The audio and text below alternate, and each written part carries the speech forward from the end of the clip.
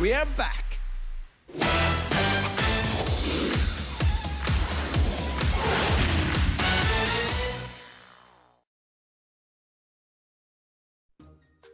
Hey, Mr. Pigeon. Huh? Yeah, how are the weapons for the Santa fight later this year coming? Okay.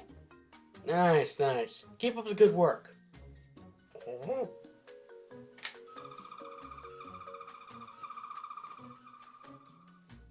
Alright. Reviewer mode.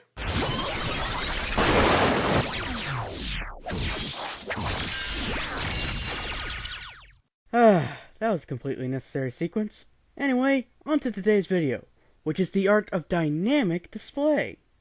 Now, to the casual viewer, an action figure display might not be such a big deal. After all, you've just got to stick your figure up there and have it exist, right? We collectors know better, however.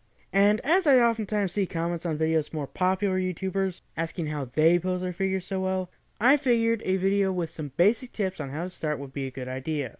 Now, one good thing to know is that you need 3 things for a dynamic display to work.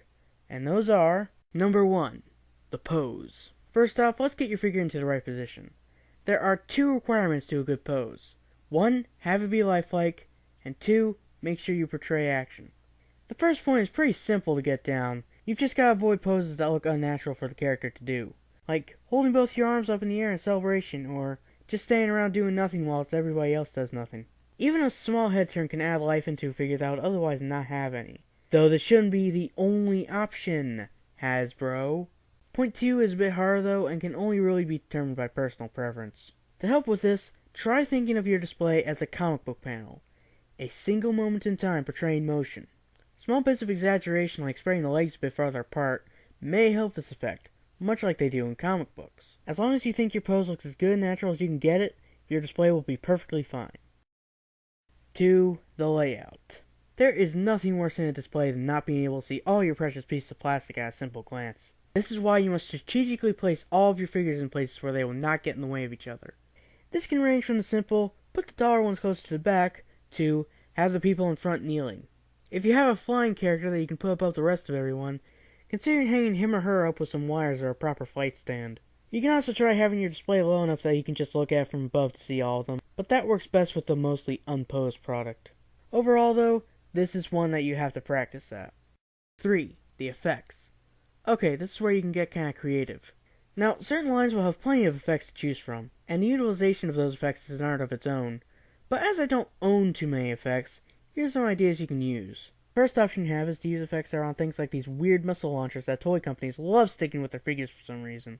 Pre-Last Jedi 5 POA Star Wars figures love to do these. And some are pretty easy to take off of the missile, but don't be afraid to do some snipping. You could also make some from relative scratch. I gave Firestar that aura she has while flying with just some paper and crayons. I did a similar effect for Red Tornado's wind funnel. Another popular option with me is colored twist ties that you get with bread and stuff. Doctor Strange here is a pretty good example of that method in action.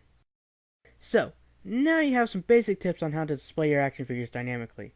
This video is free to be expanded upon by any other author, but the most important thing to remember is that you cannot simply be taught how to display an item properly. A lot of this requires familiarity with the product and the personal preferences of the collector. There's also a lot of stuff you've got to learn on your own, which you can do by both looking at the collections of others for inspiration or through your own intuition. With all that said, I'm ToaofFire, signing out.